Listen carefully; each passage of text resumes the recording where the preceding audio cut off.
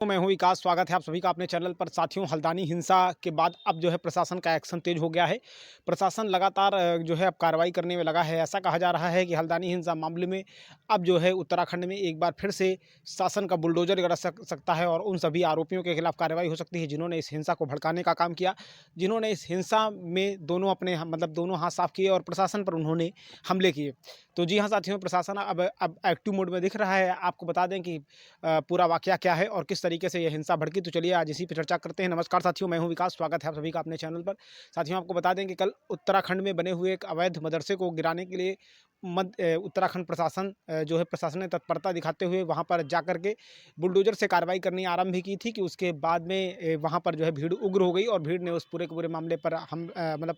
उस पूरे मामले पर रिएक्शन करते हुए प्रशासन पर हमला कर दिया, जिससे कि प्रशासन की कई गाड़ियां जो है क्षतिग्रस्त हो गई और प्रशासन के कई लोग जो है उसमें घायल हो गए। करीब 100 से ज़्यादा पुलिसकर्मियों को इस मामले में चोट आई। आपको बता दें कि प्रशासन ने इस मामले पर कार्रवाई जो है अपनी तरफ से नहीं की हुई थी, बल्कि हाईकोर्ट का आदेश था। प्रशासन का इस मामले में कहना है कि ये जो पूरी की पूरी कार्रवाई की गई, इसमें जो आदेश था वो कोर्ट से लिया गया था, उसके बाद में ही इस पर एक्शन हुआ था। ये ज़मीन जो है वन विभाग की है और उसके बाद में ही इस पर एक्शन शुरू हुआ था। तो कहीं न कहीं उसी के बाद में प्रशासन जो है आगे बढ़ा है और उसने जाकर के इस पर कार्रवाई शुरू की थी। तो लोग जो है उग्र हो गए और उन्होंने जो है प्रशासन को पहले तो हटाने का ऐसे प्रयास किया, लेकिन जब चूँकि हाईकोर्ट के आदेश का पालन कराना था, लिहाजा जब प्रशासन से बात नहीं बन पाई तो जो भीड़ थी उसने पुलिस को घेर लिया और उस पर जो है वो हमलावर हो गए और लगातार हमले करते रहे।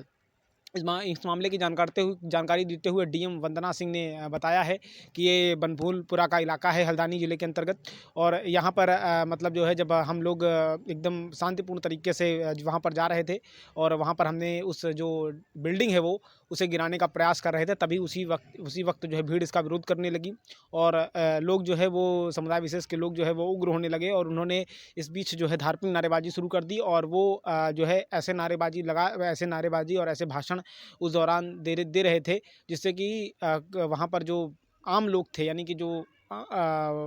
मुख्य यानी कि जो साजिशकर्ता थे, वो लगातार लोगों को भड़काने का काम कर रहे थे और वो लगातार कहीं न कहीं इस मामले पर ऐसा कुछ बोलने का, यानी कि दबी जुबान में इस तरीके से लोगों को भड़का रहे थे जिससे कि आम जनता भड़क जाए और उसके बाद में प्रशासन पर हमला हो जाए। तो इस तरीके से वहाँ पर हल्द्वानी में जो है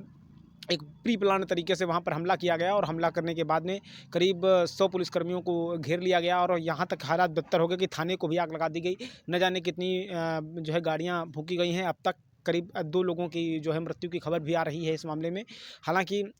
इस घटना के बाद में मध्य प्रदेश शासन जो उत्तराखंड शासन है वो भी एक्टिव हो गया है और उत्तराखंड शासन ने भी, यानी वहाँ के जो मुख्यमंत्री पुष्कर सिंह धामी ने दंगाइयों को देखते ही गोली मारने के आदेश जारी किए हैं। उनका कहना था कि ये इस मामले में जो है कठोर से कठोरतम कार्रवाई की जाएगी और आरोपियों पर रासुका के तहत यानी राष्ट्रीय सुरक्षा कानून एनएसए भी लगाया जाएगा, जिससे कि हम ऐसी कार्रवाई करेंगे जो भविष्य में मिसाल बनेगी और उनकी पुश्तें याद रखेंगी कि आखिर उन्होंने जो ये कदम उठाया है तो फिर उसका परिणाम क्या होता है। तो कुल मिलाकर के कहीं न कहीं जिन भी लोगों ने प्रशासन पर हमला किया है और पुलिस टीम को निशाना बनाया है, उन्होंने कहीं न कहीं एक बहुत बड़ी गलती कर दी है और उन्हें इसकी बड़ी कीमत चुकानी होगी। अब जो उत्तराखंड का प्रशासन है उसका कहना ये है कि इस मामले में जो है वो जो भी संपत्ति डिमोलिश हुई है, जिस भी हमारी संपत्ति का नुकसान हुआ है, उसकी भरपाई भी हम इन दंगाइयों से ही करेंगे और इन पर ऐसी सख्ती करेंगे कि ये हमेशा के लिए मैदान में इस तरीके इस तरीके के जो मामले होते हैं, ऐसी जो घटनाएँ होती हैं, उसमें ये उतरना भूल जाएँगे। तो इस लिहाज से प्रशासन का जो एक्शन है वो तगड़ा एक्शन देखने को मिल सकता है। इस मामले में पूरा का पूरा जो मामला था वो विवादित कुछ इस तरीके से होता है। एक तरफ प्रशासन का कहना ये था कि ये ज़मीन वन विभाग की है और इस लिहाजा इसे खाली किया जाए और इसे लेकर के जो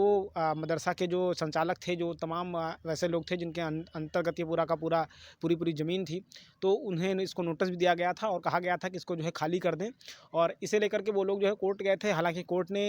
फिर जो है उनकी अपनी माँग को खारिज कर दिया और जब कोर्ट ने माँग को खारिज किया उसके बाद में ही मतलब जो है प्रशासन अपना अमला लेकर के वहाँ पर पहुँचा था ताकि इस ज़मीन को खाली कराया जा सके। तो इस लिहाज से उन्होंने मतलब जो है ज़मीन को खाली कराने के लिए, यानी जो पड़ती की ज़मीन थी, यानी कि जो सरकार की ज़मीन थी, उसे खाली कराने का वो प्रयास कर रहे थे और उसी बीच जो है भीड़ उग्र हो गई। हमले में घायल हुई एक महिला सिपाही ने बताया कि हम लोगों पर वो लोग जो है पुलिस से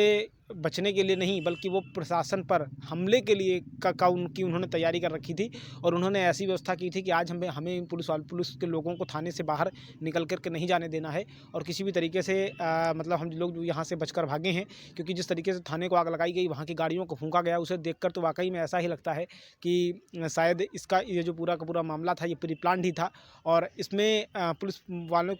को अपनी सुरक्षा के लिए कहीं ना कहीं उन्हें जो है घरों में छिप करके अपनी जान बचानी पड़ी है। उन्हें घरों में किसकी शरण लेनी पड़ी है, तब जा कर के वो बच पाए हैं। भीड़ के बंदे महिला सिपाही ने बताया कि भीड़ जो है घरों उस जिस घर में हम लोग छिपे थे उसमें आग लगाने की कोशिश कर रही थी। वहाँ पर पेट्रोल बमों से हमला किया गया। वहाँ पर जो है अवैध असलहों के बल पर मतलब जो है वो लोग लगातार फायरिंग कर रहे थे। और एक तरीके से उनका ये पूरा का पूरा प्लान था कि इसके बाद में हम ऐसी कार्रवाई करेंगे कि इसके बाद में पुलिस जो है कभी भी इस तरीक़े का कोई भी एक्शन लेने का प्रयास नहीं करेगी। तो ये इनका पूरा का पूरा प्री प्लान्ड तरीके से मतलब पूर्व नियोजित कार्यक्रम था। पूर्व नियोजित इन्होंने हम सूचनाबद्ध तरीके से यानी कि चरणबद्ध तरीके से इन्होंने जो है इस पूरे के पूरे मामले की तैयारी की थी। और इसके बाद में जब जैसे ही पुलिस वहाँ पर पहुँचती है और वो जो विवादित मदरसा था उसे जैसे ही डिमोलिश करने की कोशिश करती है, वैसे ही हमला हो जाता है। और हमले के बाद में प्रशासन जो है वो गिर जाता है। हालात यहाँ तक रहे कि कुछ वीडियो फुटेज जो आए हुए हैं उनमें आप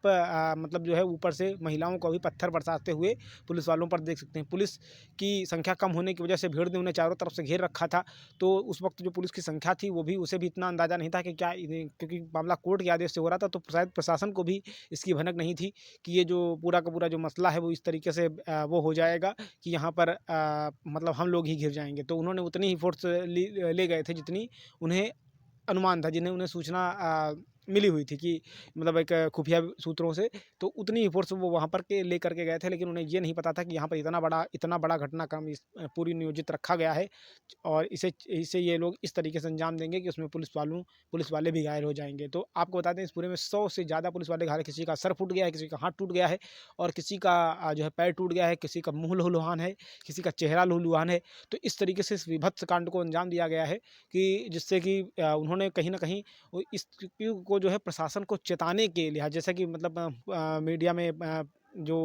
पुलिसकर्मी उन्होंने बताया कि उन्होंने कहीं न कहीं ये तैयारी कर रखी थी, पुलिस को उन्होंने चेताना है, पुलिस को सबक सिखाने की उन्होंने तैयारी कर रखी थी कि ताकि प्रशासन इसके बाद में कोई भी हमारा इनलीगल एक्शन जो है उसके खिलाफ कोई भी कार्रवाई ना कर सके और पुलिस हमसे दब जाए। तो कहीं न कहीं प्रशासन को दबाने के लिए उन्होंने इस तरीके की साजिश रची थी। और उसके बाद में भी जब सरकार मतलब ये लोग खाली कराने गए हैं तो